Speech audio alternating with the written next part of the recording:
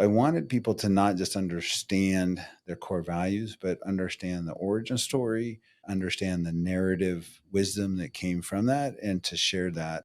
We were talking before, I'm a firm believer that data and information inform, questions and stories transform.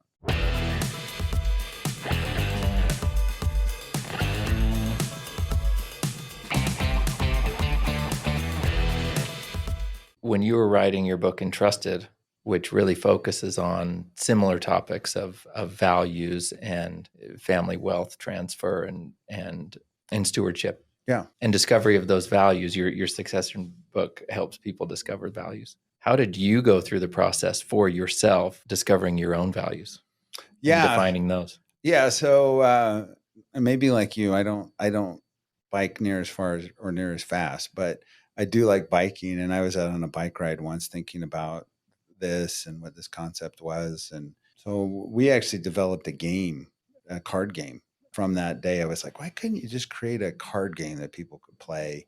And because what I wanted it to do is to be not just diagnostic, but experiential. And I think understanding our values at our roots is an understanding of our identity and our experiences. Because I find all of our values come from one of two places.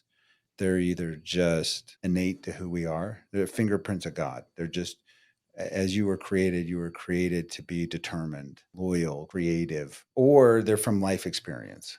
They come to us from successes or often failures. We value integrity because we dealt with someone who lacked it. We value honesty because someone was dishonest with us. We value generosity because we were in a difficult time and someone was generous with us. And so I wanted people to not just understand their core values, but understand the origin story, understand the narrative wisdom that came from that, and to share that.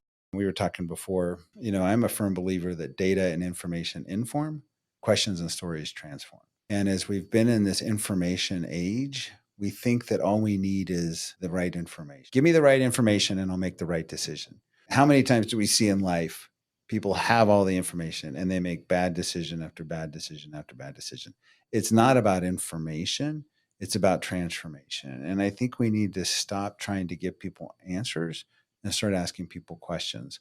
In the gift of lift, I think I've got over 50 questions for people to ask themselves, to ask their spouse, loved ones, business partners, others, because I really think it's about discovery. And that happens through questions and stories.